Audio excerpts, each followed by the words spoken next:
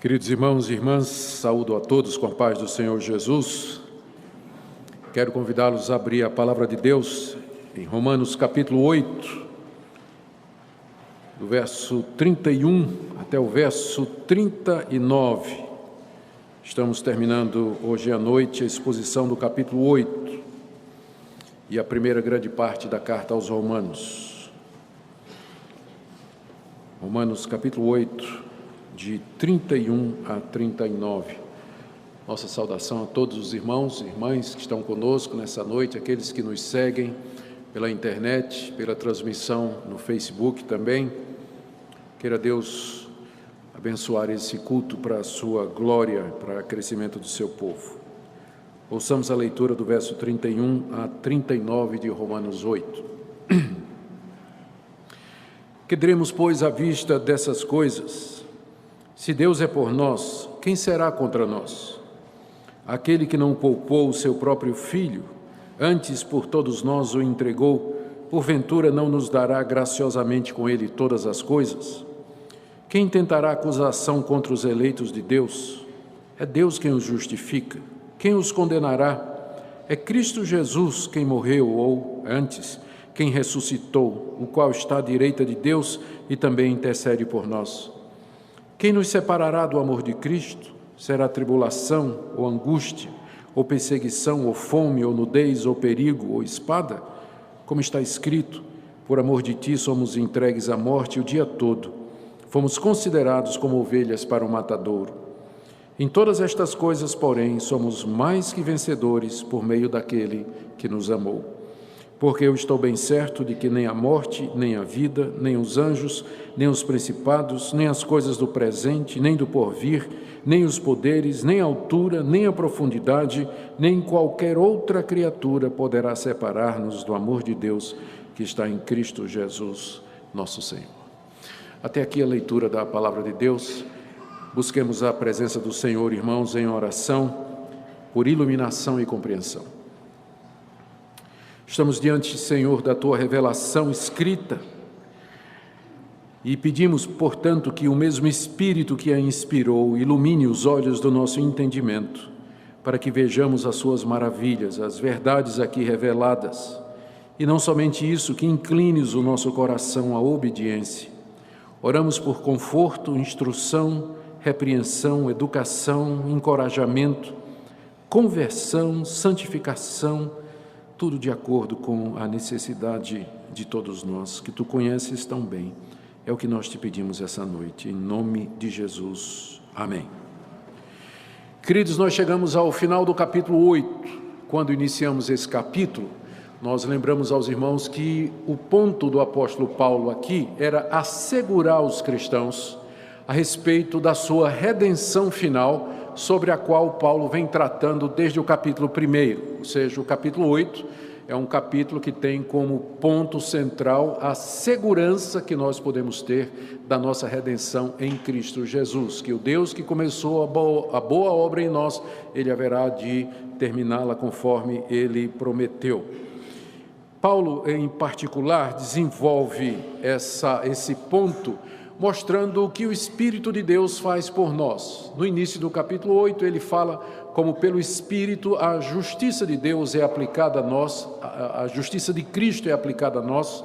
Ele nos mostra como o Espírito Santo nos inclina a cogitar e pensar nas coisas de Deus.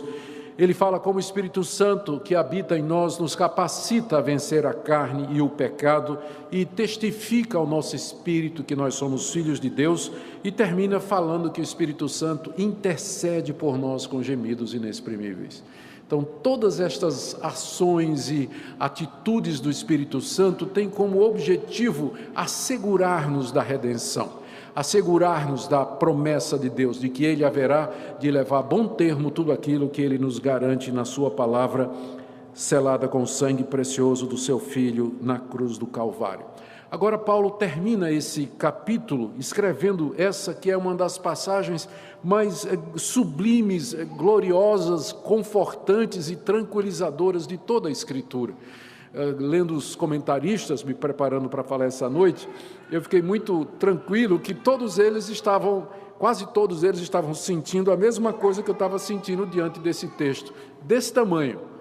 É muita coisa, são verdades enormes, sublimes, que mal podemos divisar ou imaginar ou querer compreender no nosso entendimento. É, segundo alguns, a passagem mais nobre e elevada de toda a carta aos Romanos, quando Paulo aqui, ao final desse capítulo e da primeira sessão, grande sessão da carta aos Romanos, ele nos assegura de que nada poderá, nem ninguém poderá nos separar do amor de Deus que está em Cristo Jesus. Aqui Paulo tranquiliza o crente de que ele realmente está salvo e que ele entrará na vida eterna. E ele faz isso com base em duas coisas. Primeiro, Deus está ao nosso lado. E segundo, não existe nada ou ninguém em todo o universo que possa nos separar desse amor de Deus ou impedir que ele nos dê a vida eterna conforme ele prometeu. Paulo desenvolve esse ponto aqui na passagem sob a forma de quatro perguntas que ele faz. São perguntas retóricas. Pergunta retórica é quando você faz a pergunta por fazer, porque você já sabe a resposta. Mas é um artifício que a gente usa para tornar uma verdade mais vívida, e Paulo é mestre disso.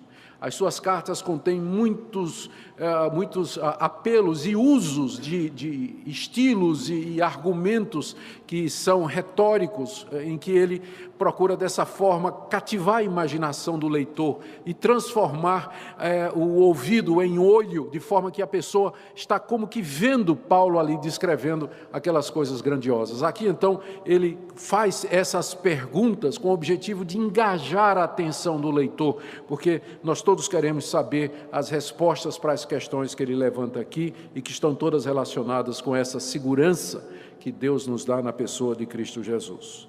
A primeira pergunta está aí no verso 31 até o verso 32 e é, em resumo, quem será contra nós? Quem será contra nós? É a primeira pergunta. Verso 31, que diremos, pois, à vista dessas coisas?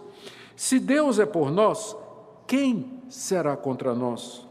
Aquele que não poupou o seu próprio filho, antes por todos nós o entregou, porventura não nos dará graciosamente com ele todas as coisas? O nós aqui, que Paulo se refere no verso 31, se Deus é por nós, são aqueles que, como Paulo, creem no Senhor Jesus como seu Senhor e Salvador, como Filho de Deus, aquele que veio ao mundo para morrer pelos pecados, aos quais Deus prometeu dar a vida eterna. Paulo está escrevendo para os cristãos na cidade de Roma. Então, quando ele fala nós, é ele e sua audiência cristã. O que é que une Paulo e sua audiência cristã? Todos eles creem em Jesus como Filho de Deus, Salvador do mundo, Messias prometido, que morreu na cruz pelos nossos pecados. Então, a pergunta é, se Deus é por nós, eu, Paulo, que estou escrevendo, e vocês cristãos que estão me lendo, e vocês hoje que à noite estão ouvindo, se Deus é por nós, quem será contra nós? Essa pergunta, quem será contra nós, ela se deve ao fato de que muitas pessoas poderiam se levantar contra nós. Muitas pessoas, de fato, e até com direito, poderiam se levantar e perguntar, por exemplo, como é que um Deus justo pode perdoar um pecador como você? Como é que um Deus justo e santo pode justificar injustos e ainda lhes dar a vida eterna, quando, na verdade, eles merecem a condenação pelos seus atos? E por que vocês se consideram justificados e perdoados? Em que vocês são melhores do que os outros? Claro, muita gente poderia ser contra nós. Mas a resposta que Paulo dá aqui a essa indagação, quem será contra nós? Quem será contra estes que creem em Jesus, que foram justificados e perdoados dos seus pecados, a quem Deus prometeu a vida eterna? A resposta que o próprio Paulo dá é que ninguém pode ser contra nós e impedir que nós recebamos a vida eterna, porque é o próprio Deus quem nos proporciona isso. E ele usa 3 argumentos aqui, que estão nos versos 31 e 32. O primeiro argumento é esse aqui. Que diremos à vista dessas coisas? Ou seja, que coisas são essas, à vista das quais Paulo pode dizer que ninguém pode nos condenar ou ninguém pode ser contra nós. Que coisas são estas? As regras de interpretação exigem que seja o que vem antes, não é? É natural. Estas coisas, quais são? Nós vamos buscar no contexto imediato. Olha o que é que Paulo tinha acabado de dizer e que nós vimos na última mensagem. A partir do verso 28. Sabemos que todas as coisas cooperam para o bem daqueles que amam a Deus, daqueles que são chamados segundo o seu propósito. Porquanto aos que de antemão conheceu, também os predestinou para serem conformes à imagem de seu Filho, a fim de que ele seja o primogênito entre muitos irmãos. E aos que predestinou, a esses também chamou. E aos que chamou, a esses também justificou. E aos que justificou, a esses também glorificou. À vista dessas coisas, quem será contra nós? Se Deus nos conheceu antes da fundação do mundo, nos amou, é isso que o verbo significa, foi o que nós vimos na última exposição. Se Deus nos amou antes da fundação do mundo, se Ele nos predestinou para sermos conformes à imagem do Seu Filho, se Ele nos justificou dos nossos pecados, se Ele nos chamou irresistivelmente pelo Espírito Santo, e se Ele já nos glorificou, à vista dessas coisas, quem pode ser contra nós? Todas estas coisas são a nosso favor. São feitas por Deus a nosso favor, para o nosso benefício. Quem pode ser contra nós à vista dessas coisas que Deus já fez? Começando na eternidade, entrando no tempo e no espaço. Esse é o primeiro argumento. O segundo, ainda está no verso 31, ele diz: que diremos, pois, à vista destas coisas, se Deus é por nós, quem será contra nós? Ou seja, o foco aqui é que ninguém menos do que o Todo-Poderoso elaborou esse plano. Ninguém menos que o Criador dos céus e da terra é o autor de todo esse processo e da história da redenção. O Pai planejou na eternidade, o Filho encarnou e no tempo e no espaço cumpriu o plano do Pai. Os dois mandaram o Espírito Santo que veio habitar na igreja, santificando a igreja, selando, sendo como primícias e penhor da herança futura. É Deus que é por nós, é Ele, não há ninguém superior a Ele. Por isso, se Ele é por nós, quem será contra nós? Mas o terceiro argumento está no verso 32, é um argumento do maior para o menor, tipo assim: aquele que não poupou o seu próprio Filho, antes por todos nós o entregou, porventura não nos dará graciosamente com ele todas as coisas? É como se Paulo dissesse: o mais difícil ele já fez, então ele fará o mais fácil. Quem faz o maior, faz o menor. Quem dá um presente mais caro, com certeza dá um presente mais barato também. Deus não poupou o seu Filho, diz o apóstolo Paulo, ou seja, o Pai não desistiu do plano da redenção, pensando no sofrimento que seu amado Filho teria que passar aqui nesse mundo, na mão de pecadores, rejeitado pelo seu próprio povo, sofrendo morte de cruz, sendo sepultado e passando 3 dias debaixo do poder da morte. O pensamento do sofrimento dos seus filhos, do seu Filho, não impediu Deus de entregá-lo por nós, em nosso benefício. Ora, se Deus fez esse sacrifício maior, se Ele não poupou o seu próprio Filho amado, como então Ele não nos dará com Cristo todas as outras coisas? Perdão de pecados, vida eterna, justificação, novo céu e nova terra, imortalidade. Ele já deu o maior, tudo mais vem com Jesus Cristo. São os 3 argumentos que Paulo usa aqui para responder a pergunta: quem será contra nós? A resposta é: ninguém pode ser contra nós, à vista dessas coisas que Deus já fez por nós, sabendo que é o próprio Deus triuno que fez tudo isso, e sabendo que Ele já entregou, já fez o mais difícil, que é seu Filho, e dá o seu Filho, ninguém pode ser contra nós. Contudo, aqui eu pergunto: o que será daqueles que Deus não é por eles? O que será daqueles que Deus, na verdade, é contra eles? O que será daqueles contra quem a ira, o poder e a santidade de Deus estão preparados para julgar e condenar? Quem poderá salvá-los? Se Deus é por nós, quem será contra nós? Mas e se Deus for contra nós, quem será a nosso favor? Essa é a situação, a sua, essa noite. Se você não é de Cristo, se você não está nele, se você não faz parte desse nós que está aqui, desses por quem Deus é a favor, se Deus é por nós, quem será contra nós? Segunda pergunta de Paulo está no verso 33. Quem tentará acusação contra os eleitos de Deus? E ele mesmo responde, é Deus quem os justifica. Note que o nós do verso 31 agora virou os eleitos do verso 33. Porque essa é uma das maneiras pelas quais Deus se refere ao povo de Deus, aqueles por quem Cristo morreu, aqueles que Deus conheceu, predestinou, escolheu, chamou, justificou e glorificou. Eles são os eleitos de Deus, o povo que Deus escolheu de entre essa humanidade para justificar, perdoar, fazer seu povo para eternamente viver com Ele na glória. Paulo aqui, em vez de dizer nós, ele podia ter dito, quem tentará acusação contra nós? Porque é o que ele tinha dito no verso 1, não é? Mas agora ele diz, quem tentará acusação contra os eleitos de Deus? Quem são os eleitos de Deus? Esse nós aqui. Esses que creem no Senhor Jesus, que foram justificados pela fé no seu sangue precioso. São aqueles que Deus conheceu, escolheu, predestinou, justificou e glorificou.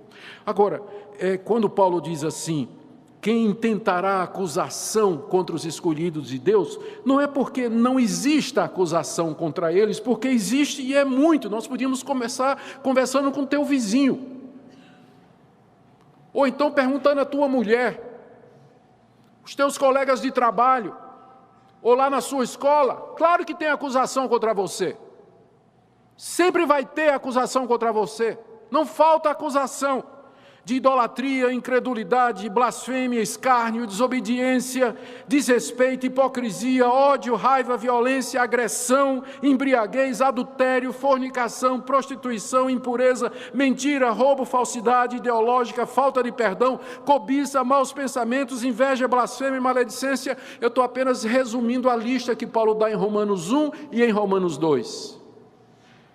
Quando diz assim, quem tentará acusação contra os eleitos de Deus? Não é porque não haja acusação, porque tem muita.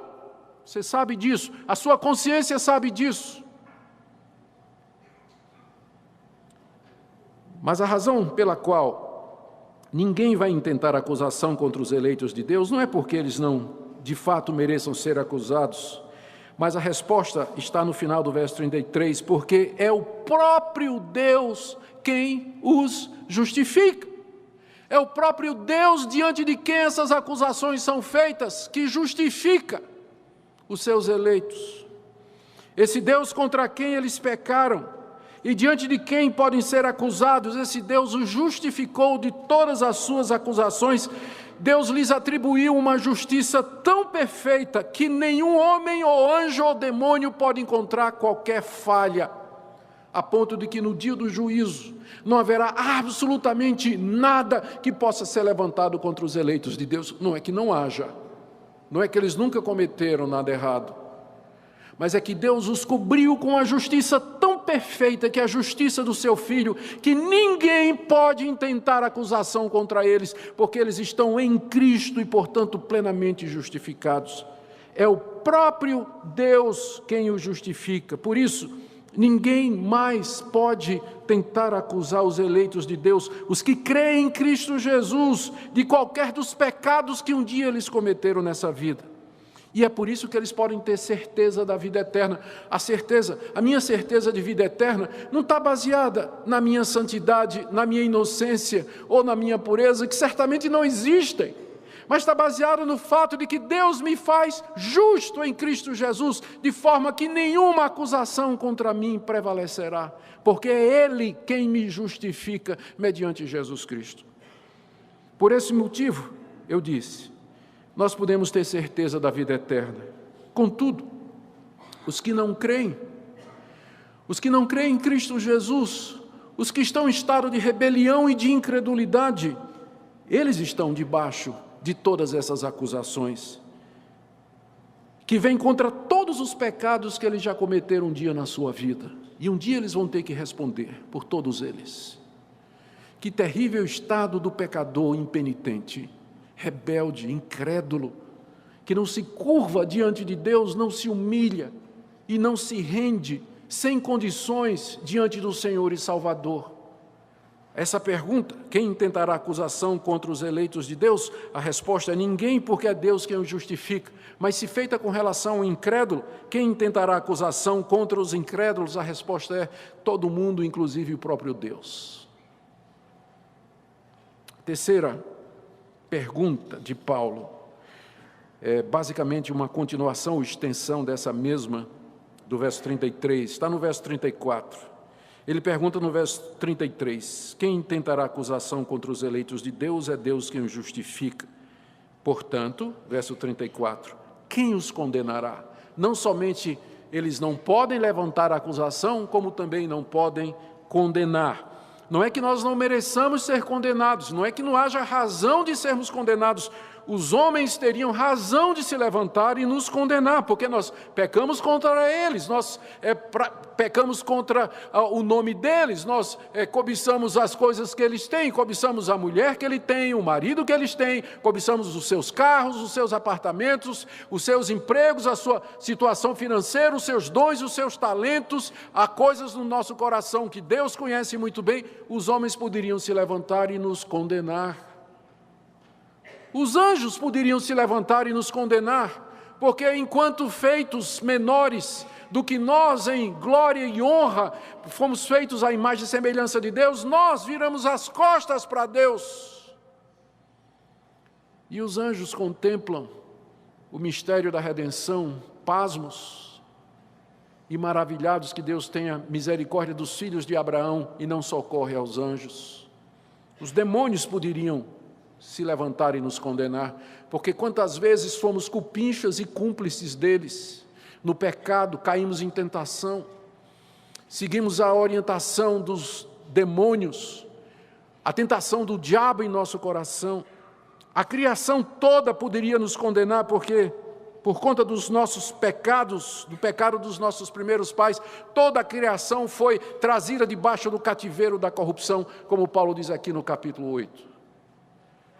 Não é que falta quem nos condene. A resposta para a pergunta não é essa. Quem os condenará? A razão pela qual nós não seremos condenados não é porque não há causa de condenação, mas está nas 4 coisas que Paulo diz aqui no verso 34. Primeiro, quem nos condenará? Resposta, ninguém. Primeiro, porque foi Cristo quem morreu. Está implícito aqui de que foi Ele que a condenação é a morte. Então Ele já sofreu a condenação quando morreu em nosso lugar na cruz. E foi Ele e não outro. Porque se fosse um outro homem, igual a mim, que morresse na cruz, ele estaria apenas recebendo o resultado merecido pelos seus pecados. Mas se trata do Filho de Deus, puro, inocente e sem pecado, cuja morte, cujos benefícios da morte podem ser aplicados, transferidos a outras pessoas. É Cristo quem morreu. Por isso que não posso ser condenado, porque a minha condenação já foi paga por Ele. Ele já cumpriu a minha condenação quando naquela cruz Ele sofreu os terrores do inferno e da ira de Deus, bebendo o cálice da ira de Deus até a última gota. Mais do que isso, adoro quando Paulo se corrige, né? Quando ele diz aqui, é Cristo Jesus quem morreu. Não, pera. É Ele que ressuscitou. É a segunda coisa que ele diz aqui. Mais do que morreu, Ele ressuscitou. Ele venceu a morte, rompeu os grilhões da sepultura, ressurgiu triunfante como meu representante. Quem pode me condenar se Ele já está livre da condenação e Ele é o meu representante? Terceiro, Ele está à direita de Deus, estou no verso 34, Ele está à direita de Deus, para lá Ele subiu depois da ressurreição, sentou-se à direita de Deus, foi glorificado e exaltado e recebeu todo o poder no céu e na terra, e nós estamos assentados com Ele nas regiões celestiais, à direita de Deus Pai.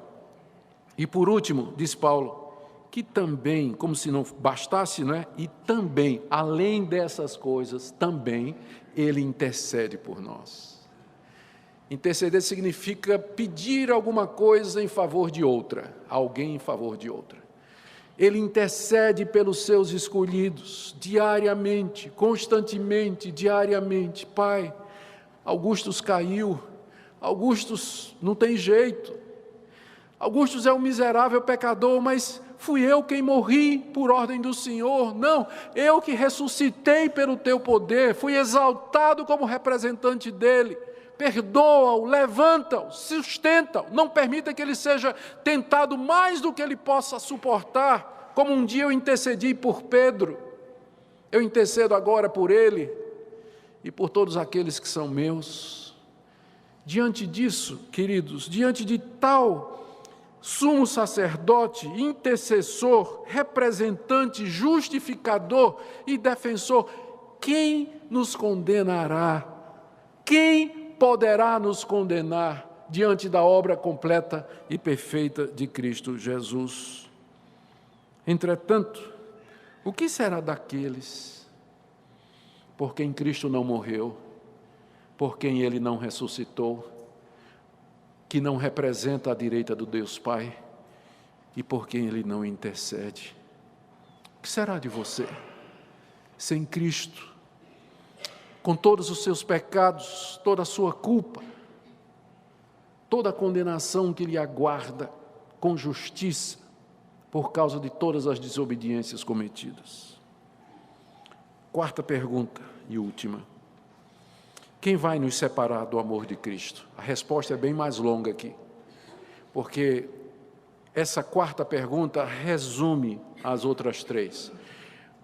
Porque Deus é por nós, ninguém nos condena e ninguém vai levantar acusação contra nós por causa do amor de Cristo. Essa é a razão. Não havia outra. Deus não viu nada em nós para fazer tudo isso que Paulo vem descrevendo desde o capítulo 1 até o capítulo 8. Que é a redenção do pecador mediante a fé em Cristo Jesus gratuitamente. Não havia razão nenhuma a não ser o grande amor com que Ele nos amou e do qual Paulo já havia falado no capítulo 5, versos 5 e verso 8. Vocês lembram disso? Nós já fizemos a exposição daquele capítulo. Agora Paulo volta a falar do assunto. Diante disso, quem nos separará do amor de Cristo Jesus? Paulo aqui separa em duas listas aquilo que ele imagina que as pessoas poderiam pensar que nos separariam do amor de Cristo. A primeira lista está do verso 35 até o verso 37 e a segunda lista do verso 38 até o verso 39. A primeira lista, que é de 35 a 37, se refere aos sofrimentos aqui desse mundo, e que eram sofrimentos bem reais para o apóstolo Paulo e para os cristãos da sua época, quando estavam sendo perseguidos. Olha a relação deles aqui, são 7 sofrimentos mencionados a partir do verso 35. Ele pergunta no verso 35, quem nos separará do amor de Cristo? Só um pequeno detalhe, ele pergunta, quem nos separará? Só que o que ele responde é o que não nos separa. É como se essas coisas aqui fossem gladiadores armados, cercando-nos, querendo tirar-nos a vida. Ele pergunta, quem nos separará? E aí a resposta são coisas, né? É como se ele estivesse personificando estas coisas como um enxame de soldados armados, inimigos salteadores que vêm contra nós. Quem nos separará do amor de Cristo? Aí ele pergunta, vem a lista, será a tribulação? Tribulação aqui são os sofrimentos em geral. Será que a angústia pode me separar do amor de Cristo? A angústia aqui é aquela sensação que é causada pelas dificuldades que a gente enfrenta aqui nesse mundo. Será que é a perseguição por sermos de Cristo Jesus, que gera a pobreza, trazendo fome e nudez, trazendo o perigo de morte e de prisão, e finalmente a espada, a perda da vida pelo soldado, pelo executor romano? Será que os sofrimentos dessa vida presente, e Paulo está descrevendo os sofrimentos que ele passa, será que esses sofrimentos, perseguição, pobreza, a ponto de eu não ter o que comer, não ter o que vestir, o perigo de vida e finalmente o perigo de morrer decapitado, será que estas coisas podem me separar do amor de Deus? E ele dá duas respostas a isso. A primeira é que nós devíamos já saber que faz parte da nossa condição de povo de Deus sofrer aqui nesse mundo por conta da nossa fé. Ele faz uma citação aí no verso 36 do Salmo 44, verso 22, que é um salmo que descreve o sofrimento do povo de Israel. E o salmo diz assim, como está escrito: por amor de ti, somos entregues à morte o dia todo, fomos considerados como ovelhas para o matadouro. Paulo está dizendo, ser cristão é ser como uma ovelha marcada para morrer. Você não sabe quando vai ser, mas você está marcada para morrer. Uma hora dessa vai chegar lá a pessoa e vai, né, tirar a sua vida. Por amor de ti, somos entregues à morte o dia todo, fomos considerados como ovelhas para o matadouro. Paulo está citando um texto que se aplicava a Israel no Antigo Testamento, está aplicando agora para o povo de Deus no presente, dizendo, nós somos como ovelhas marcadas. Portanto, o sofrimento faz parte da nossa experiência cotidiana, então nós não devíamos estar surpresos que aqui nesse mundo nós passemos por dificuldade. Por isso que cada vez mais eu fico angustiado e revoltado com essa famigerada teologia da prosperidade, que diz que se Deus lhe ama, Ele vai fazer você ser próspero, vai fazer você ser saudável, ser rico, resolver seus problemas, lhe arrumar um marido, lhe arrumar um casamento, lhe arrumar um carro do ano, lhe arrumar um apartamento, resolver todos os seus problemas, quando eu vejo exatamente outra coisa na Escritura. Somos ovelhas marcadas para morrer. Jesus nunca prometeu coisa desse tipo para os seus discípulos, ao contrário, o que é que ele disse? O caminho é estreito, a porta também é, e se alguém quer me seguir, negue-se a si mesmo, tome sua cruz e me siga. É por isso que às vezes igrejas estão lotadas de gente, mas que tipo de evangelho está sendo pregado lá? A quem eles estão seguindo? Que Cristo eles estão seguindo? Não é o da Escritura, com certeza. Mas é um fabricado por falsos profetas e mercenários que fazem da religião e do cristianismo fonte de lucro. Porque se eles fossem honestos e dissessem o que a Bíblia diz, com certeza suas igrejas se esvaziariam. Por amor de ti somos entregues à morte o dia todo. Fomos considerados como ovelhas para o matadouro. O sofrimento faz parte da nossa vida. E não é isso, portanto, que vai nos separar do amor de Deus. E olha, a segunda coisa que Paulo diz com relação a essa primeira lista, no verso 37, em todas estas coisas aqui, aquelas coisas que ele falou, né? Sofrimento, angústia, fome, nudez, espada, em todas estas coisas, porém, somos mais do que vencedores, por meio daquele que nos amou. Por que mais do que vencedores? Por dois motivos. Primeiro, essas coisas não vão nos separar do amor de Cristo. O sofrimento não nos separa do amor de Cristo. Segundo, ao contrário, o sofrimento nos empurra para os braços de Cristo. Quanto mais o crente verdadeiro sofre, mais ele se apega ao seu Senhor. Paulo e Silas na prisão faziam o quê? Cantavam louvores a Deus. Os primeiros mártires, quando eram queimados, o que é que eles faziam? Eles iam cantando hinos, a ponto de que os soldados romanos tinham que cortar a língua deles antes de queimá-los. Senão eles iam cantando hinos para a fogueira e não paravam. Em todas estas coisas, nós somos mais do que vencedores. É isso que é ser vencedor. E o pessoal diz aqui, 10 passos para você ser vencedor. Aí você vai lá na igreja, o pastor vai pregar um sermão dizendo como é que você vai ser um vencedor. Um vencedor é você, não é? Ter aquele carro do ano, aquele emprego e tudo mais. Para Paulo, ser mais do que vencedor é você passar por todas essas coisas e não abandonar Cristo e permanecer com Cristo e amá-lo cada vez mais. É isso que é ser vencedor. Aliás, mais do que vencedor. Eu não quero ser vencedor, como eles estão dizendo. Eu quero ser mais do que vencedor. E ser mais do que vencedor é passar por tudo isso, confiante no amor de Jesus Cristo. Agora vem a segunda lista. Essa foi só a primeira. A segunda lista começa do verso 38,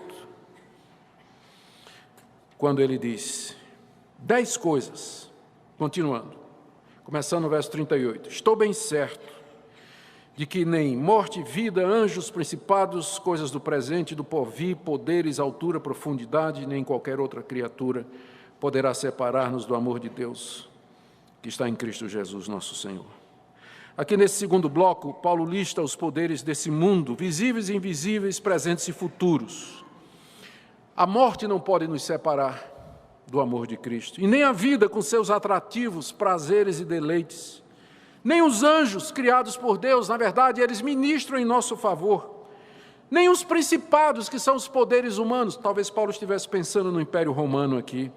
As coisas do presente, ou seja, não existe coisa alguma hoje que possa me separar do amor de Deus. E não só isso, ele diz, nem as coisas do porvir. E também não existe nada no futuro que vá acontecer que possa me separar do amor de Cristo. Nem poderes aqui é uma palavra grega que geralmente Paulo usa para se referir aos principados e potestades, aos poderes demoníacos, ao anticristo, a Satanás, também não pode me separar do amor de Deus. Nem a altura, talvez uma referência ao céu, nem a profundidade, o mundo lá embaixo com seus terrores, talvez uma referência ao inferno, ou seja, o que Paulo está dizendo, ele está apontando para todos os lados, nem o futuro, nem nada no futuro, nem nada no presente, nem nada lá em cima, nem nada aqui embaixo, nem pessoas que eu posso tocar, que são os poderes desse mundo, nem os seres invisíveis, como são os anjos, e ele resume no final do verso 39, dizendo, nem qualquer outra criatura, não há nada na criação de Deus, nada que Deus criou, que exista, que possa separar-nos do amor de Deus que está em Cristo Jesus, nosso Senhor. Que diremos à vista dessas coisas? Que diremos à vista dessas coisas? Meus irmãos, é aqui que nós baseamos a nossa segurança de salvação. É aqui que nós baseamos a nossa doutrina de que a salvação do crente, ela é eterna.